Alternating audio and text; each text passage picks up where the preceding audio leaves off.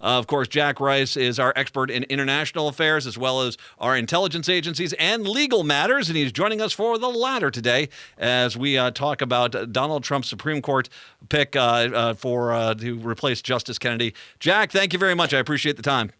No, it's great to be with you again. Thank you so much. My absolute pleasure.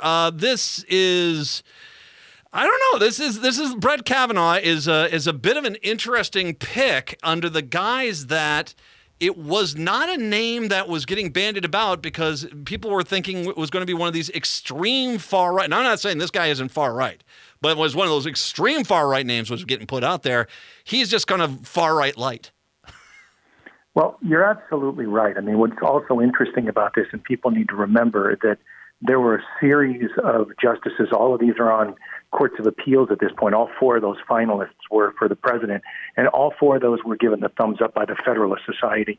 And the Federalist Society is essentially a very ultra-conservative, fundamentalist in some ways, organization. This isn't just Republican. This is not just conservative, but really in many ways ultra-conservative in terms of their approach.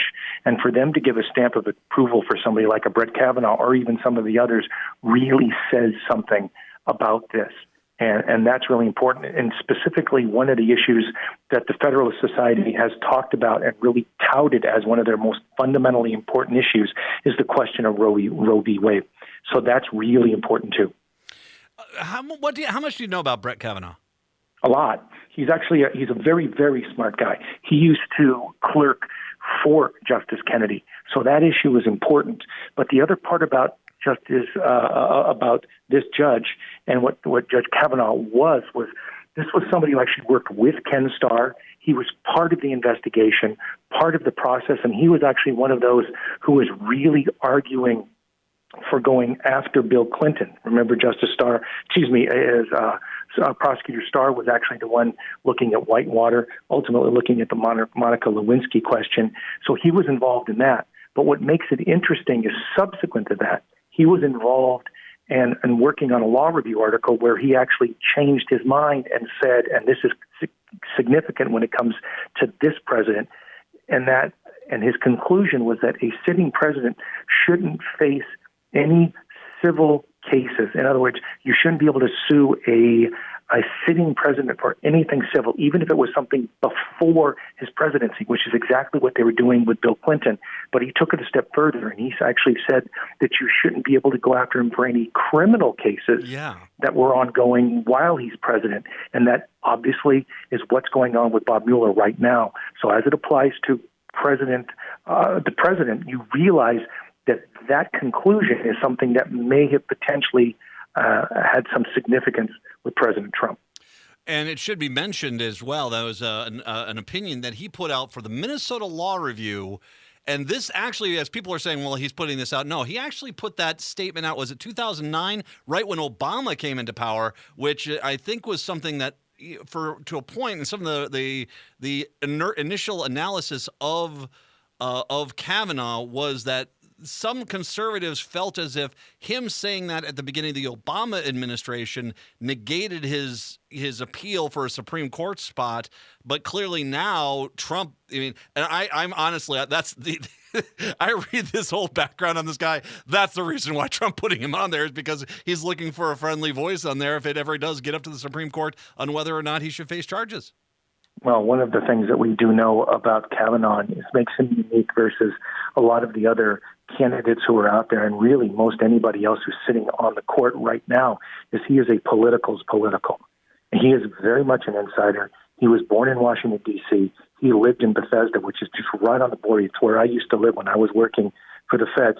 That's a part of this issue.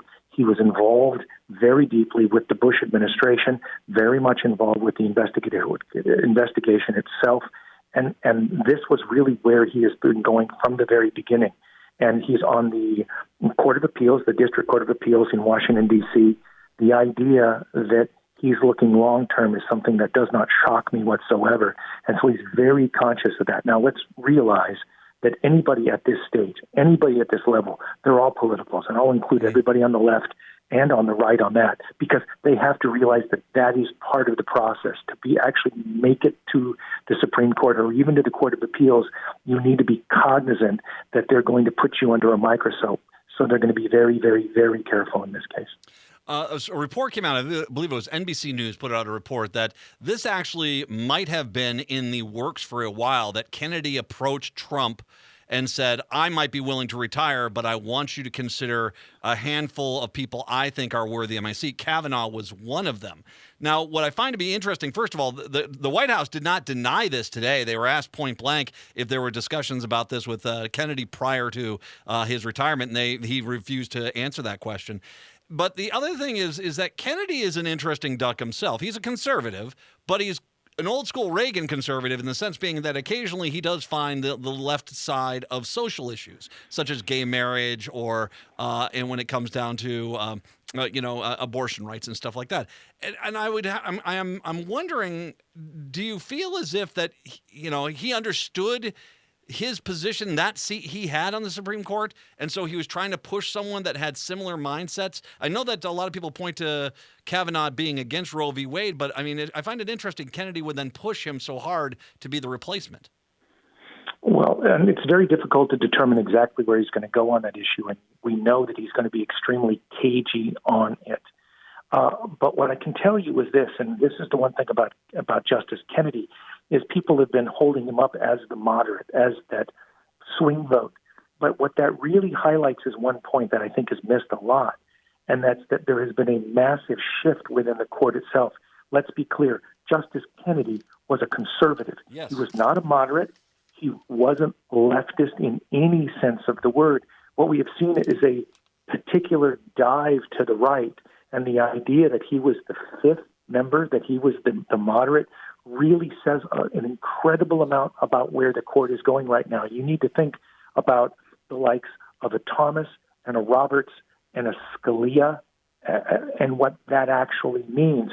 These are, dare I say this, really very extreme when it comes to the right in terms of their interpretation. And the idea that Kennedy was right there says something about it. Now, as to this other question of whether or not he was involved, it's a really interesting question because in many ways there is that human nature piece of this that says that I look back at my life, I look back at what I've done. Do I want to perpetuate that? Would I like somebody to take my seat who has that same mindset? That's interesting. It will be very interesting to see if more comes out about this. There are a lot of issues that are out there that need to be addressed. It does seem likely to me that you're going to get a confirmation of the likes of a Kavanaugh, simply because there's been a change in the rules in the Senate and in the Senate Judiciary Committee, because there was a time when you needed more than 51. Now you need only 51. And in this case, the Republicans have all the numbers they need so long as they can get everybody in their party to agree. What's unfortunate about that, however, is that I think the benefit of having a supermajority, the idea of having 60 or more to actually all agree, really required both parties to find a way to work together. And sadly, changing the rules as they have, as the Republicans did, is that what this does is it creates even a larger schism in society where the Republicans can essentially say, look, we only have to get our own. We essentially are here to represent the Republicans, not the American people.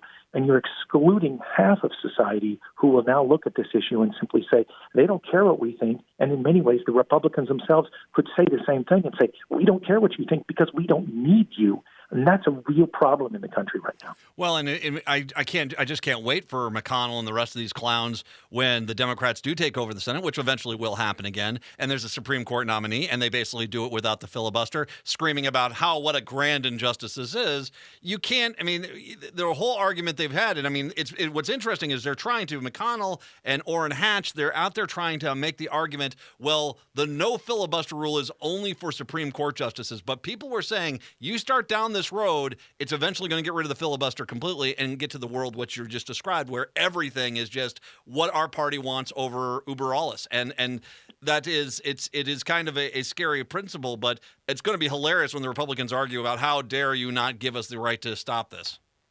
No, you're saying this really from the top down. I mean, that would be my largest criticism of this president in many ways, is is that he has seen the desire to sort of divide and conquer, and he sees as the us versus them, and the them being the entire Democratic Party, calling them every word that you want to call them, when in fact what we've generally seen from most every president prior to this as somebody who said, I'm the president of all of the people, not just of a particular few. And the problem that you have is when you have that philosophical bent and it runs all the way down from there, you have the potential and the argument and the justification that could simply be, guess what, majority rules. The problem is that the Constitution was designed to do more than simply represent the majority. It was designed to protect the minority in this case. And that is one of the concerns that I think we have to see right now. What will be interesting, though, Matt, is that when we look at timing, the thing about Kavanaugh is that Kavanaugh has been on the bench for more than a decade. And so he has a lot of opinions, which means there's going to be a lot of paper when it comes to that. But he also has a lot of time when he was working in the Bush White House, and then before that working for Ken Starr. And so there's a lot of documentation that has to be acquired and put before all of those members of the Senate Judiciary Committee. And the idea is they need to jam this confirmation through by October because it has to be done before the midterms. Because from the Republicans' perspective, if the worst of all world happens and that the Dems were able to take back the Senate, they could actually stop this confirmation. And that's one of the issues Republicans are looking at. So at absolute latest, they're going to get this guy before the Senate Judiciary Committee sometime in October.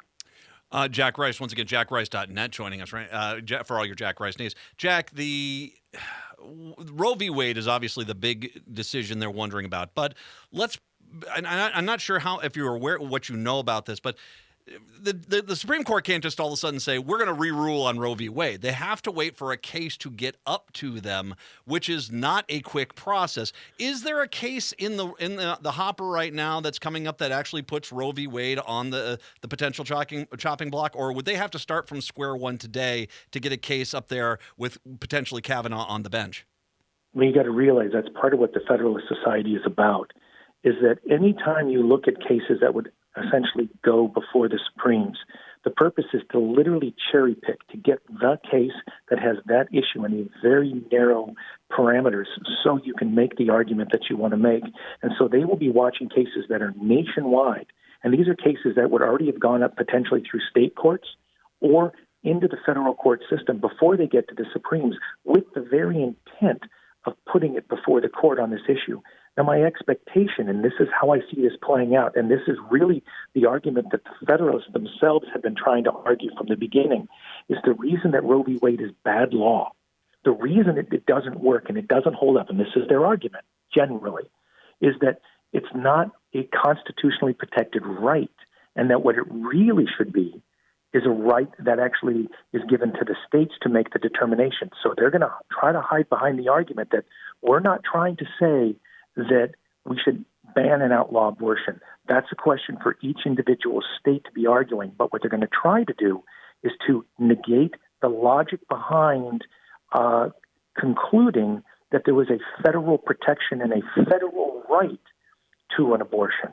And that way it rolls back to the states for the states to decide. Because what the states will do, and there's a whole bunch of them, we can go into Texas and Florida and Georgia and Alabama and a whole series of others, who have basically made the argument that we're going to limit and narrow and cut all the various things that are going on to make abortions essentially illegal and impossible. They have tried to do this in Texas.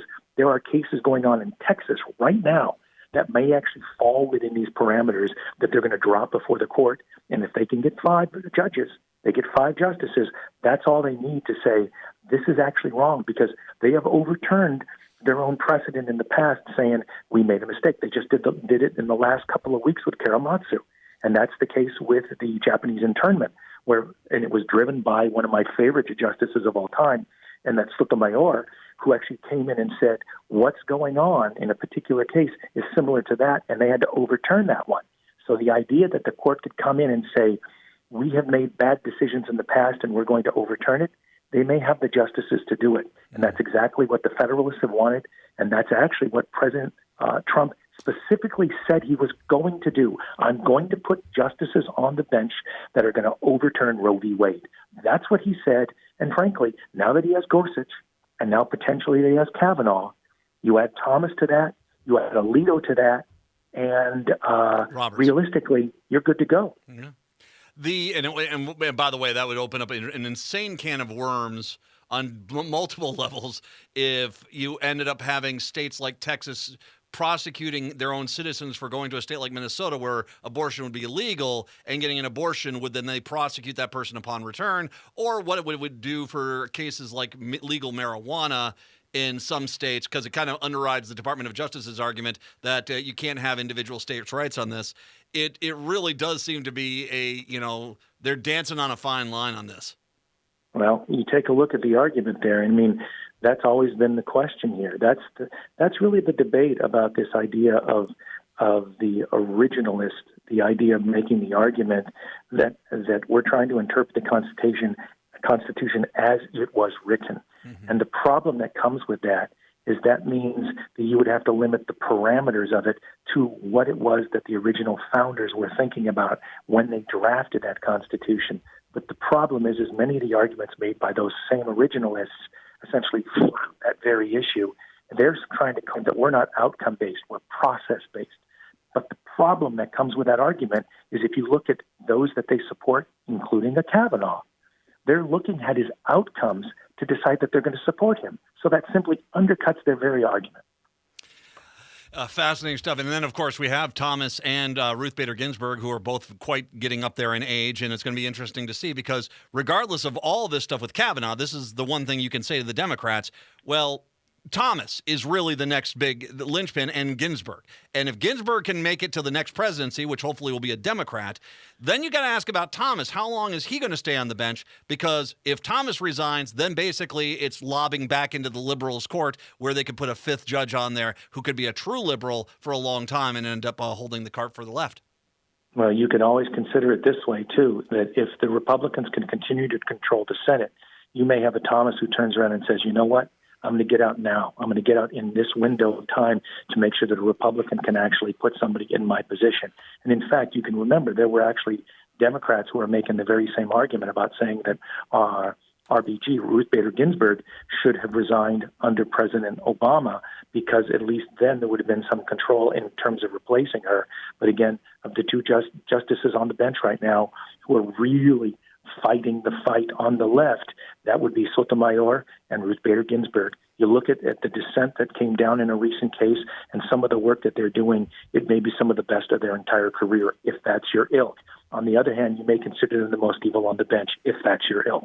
I'll leave that to various people. One quick final question. You brought up Thomas. So say the Democrats do win the Senate. Would there be enough time between the election and the new Senate being seated for them to be able to have him resign and basically put another justice on the bench? I mean, obviously McConnell would push it through, but would there be enough time to do it? I think that would be very, very hard to do in that window of time when you consider how fast that would be.